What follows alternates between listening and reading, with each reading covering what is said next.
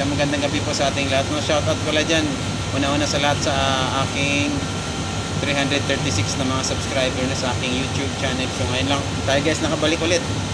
Dahil doon tayo nag-focus muna sa ating Facebook, mga Facebook account, no? Saka wala tayong ganong tanggap. Kaya ito, may emergency. So pinaparas ito ngayon ng aking kaibigan. So hinatid lang dito ngayon sa, actually dito ako naka-duty sa ating trabaho. So ang problema kasi nito guys, no, wala daw, bigla na lang daw nawala yung kanyang power. So yan. So buksan ko na agad guys para mapabilis tayo.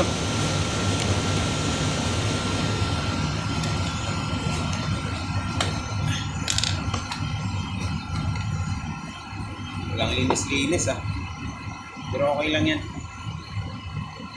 Try natin siya guys i-plug in muna sa kanyang, ito guys may naka-ready tayo na output. Ayan, kailangan mapagana natin ito guys kasi wala raw magamit yung kanyang anak mamaya, kaya babalikan niya pa ito mamaya pag once na naayos natin. So wala guys.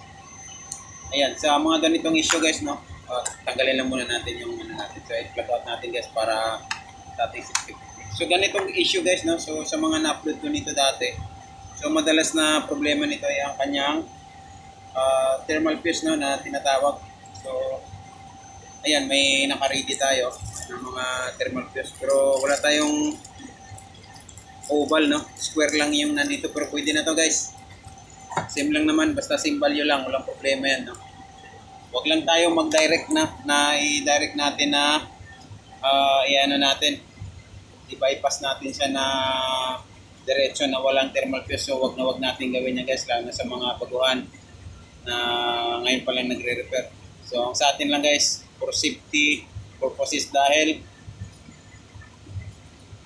may rason yan bakit mayroong thermal fuse yung lahat na gamit natin, lahat na appliances. So kung tanggalan natin siya ng thermal fuse na i-direct natin siya, so ang magiging dahilan, pag matagal na uminit yung ating gamit, so may possible siya na mag-overheat. So pag nag-overheat yung mga gamit natin, so ano guys yung magiging dahilan? Magkakaroon siya ng apoy, di ba? So ayan. So in-explain natin yan guys na mabuti para sa safety ng ating mga una-una sa ating siyempre mga customer. So ayaw natin na magkaroon ng negative feedback o problema man, no, dahil sa ganitong mga issue lang. So wag natin guys gayahin yung mga nakikita natin na nagbabypass na walang electric fan, lalo na sa mga rice cooker, lalo na yun. So napaka-delikado. So napaka-unsafe yan guys na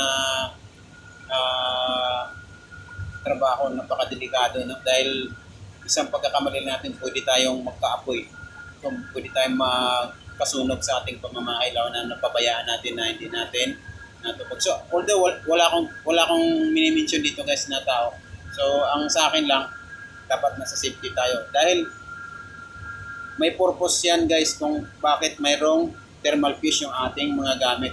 Hindi yan maglalagay ng thermal fuse dyan kung walang purpose. Kaya mayroon siyang value. Halimbawa, 2 ampere, 250 volts sa mga dito, sa mga fuse ng ating electron. For example naman, for example. Pero sa mga ano natin naman, sa mga rice cooker, so iba naman yung iba naman yung may degree Celsius yun sa guys. Halimbawa 10 ampere, 185 degree Celsius. So ganun. Kaya halimbawa kung sa sa mga rice cooker, pag once na ang temperature niya ay lumagpas na dun sa kanyang 185 degree Celsius, halimbawa ang nakalagay na 10 ampere. So mangyayari dun guys, i-open niya yung kanyang thermal fuse. Ika-cut niya na yun. So maaaring puputok, maputol. So ganun, para hindi na papasok yung kuryente doon sa kanyang heating element. So yan ang isang purpose guys, isang main purpose ng ating mga thermal fuse. Mapa-electric fan man yan, mapa-rice cooker man yan. So ayan guys, so yan ang importante ng isang thermal fuse. Lalo na guys sa mga baguhan, no? Wag natin gawin guys yung nagda-direct. Magkano lang naman to guys yung fuse, no? Magkano lang to? 10 piso. Pagpalagyan mo na lang guys, 50 pesos na. kung may labor man. So, ipagpapalit ba natin yan guys, no, sa ating safety. So, kailangan guys, always safety tayo. So, kailangan talaga may mga thermal fuse yung ating mga gamit. Tsaka isa pa guys, pangalawa pa pala, kung ano yung value na nakita natin dito, lalo na sa mga fuse natin, kailangan yun ang i-replace natin. Huwag na huwag tayong maglagay ng mga thermal fuse na matataas yung value. Dahil delikado din. Mas mainam pa nga guys, mas mababa ng konti. Pero huwag naman masyadong mababa. Halimbawa, mga 0.5 lang diferensya, medyo mababa konti. Kung talagang emergency na wala tayong makuha na same value, mas mainam pa yun para mas mabilis niyang i-open kung magkaroon man ng problema yung unit natin, lalo na dito sa mga electric fan. Pero mas mainam, kung ano talagang nakalagay, kailangan ibalik natin yung same value. Good yan guys. So ayan, parang ano na lang to guys, no? Dahil sa safety purposes natin, lalo na ngayon panahon ng tag-init ngayon guys, napakainit ng panahon, kaya dapat lagi tayong always na malinis ng mga electric fan natin, lalo na itong mga LDC. Yan, laging malinis dapat to guys. Isa pa yan, na napaka-overheat ng ating mga gamit. So yan, medyo kumaba yung video natin. So ginrap ko na lang to guys yung opportunity, no? Para ma-aware tayo guys, dahil Fire Prevention Month ngayon, summertime guys. Kahit saang lupalop ng bansa. So gumagamit tayo lahat nito ng electric fan. So I hope guys, no, na may mapulot kayo na aral. So ako naman, nag-share tayo ng ating mga konting kaalaman. Hindi natin pinagdadamot yan. Dahil di naman tayo ganong tao. Pero wala akong minimension dito na taong sa akin lang.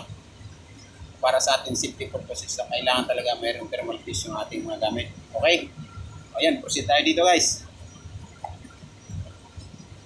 Umaba yung video natin ha. Baka sumobra tayo sa 10 minutes. Sige lang. Kung umaba man to guys, kasi almost 10 minutes lang yung video natin. So siguro gawan ko na lang ng part 2. Kung sakali man na hindi natin ma-upload. Kasi kailangan 10 minutes lang yung pwede ko ma-upload sa aking YouTube channel. So ito guys, no. Una-una nating gagawin. So ito, kita na agad natin ang problema. Yung hanapin natin. So ito guys, yung isang wire na to guys na hindi dumaan sa kanyang switch. So ito yung papunta sa ano natin, sa kanyang thermal, sa kanyang side ng kanyang thermal fuse. So dyan tayo guys maglalagay ng dyan tayo kakatingin natin yun siya guys. Tapos mag-direct tayo dito sa capacitor niya, isang side. So kung magbaliktad man yung ikot, ilipat lang natin dito sa kabilang side. Yan. So i-pause ko lang muna siguro guys para hindi tayo umaba ng stock.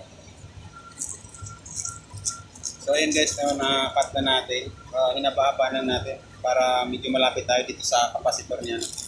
Mabilisan lang to guys dahil hindi tayo pwedeng humaba ng gusto sa ating video. Ipakita lang natin guys kung ano yung gawin natin, kahit hindi natin na ma-fix ng gusto, kasi abulin natin guys yung ating minuto ng ating video dahil medyo alanganin tayo guys sa oras. So yan, nilalagay ko na yung yan, thermal fuse guys. Pasensya na kayo dahil medyo madilim dito sa area natin guys. Dito lang ako sa labas. Dahil pag doon ako sa loob, mas lalong maingay. So, i-zoom nyo na lang siguro guys kung gusto nyo subaybayan yung video natin. Ayan. Ayan, lagyan lang natin ng electrical tape. So, pwedeng nakaganto lang guys, mag-splicing lang tayo, no? So, una-una siguro dito sa kabilang side muna. Ayan, dito. Ayan, i-zoom nyo na lang guys pag hindi nyo ganong masubaybayan, no? Dahil medyo malabo yung natin, camera.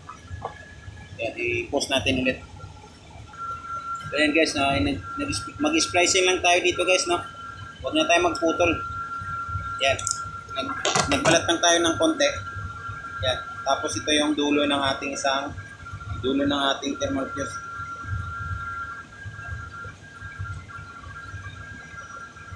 Pero pinapakainam siguro, lagyan natin ng tag dito. Post na natin. Yan, ito guys, naglagay tayo ng shrinkable tube na para maiwasan natin yung short fit. So, try natin siya ilagay dito guys sa kabila. Pag nag-reverse yung ikot ng ilisi niya, so ilipat lang natin siya sa kabila. siguro ganun din dito, no? Lalagay din tayo dito ng spring couple tube.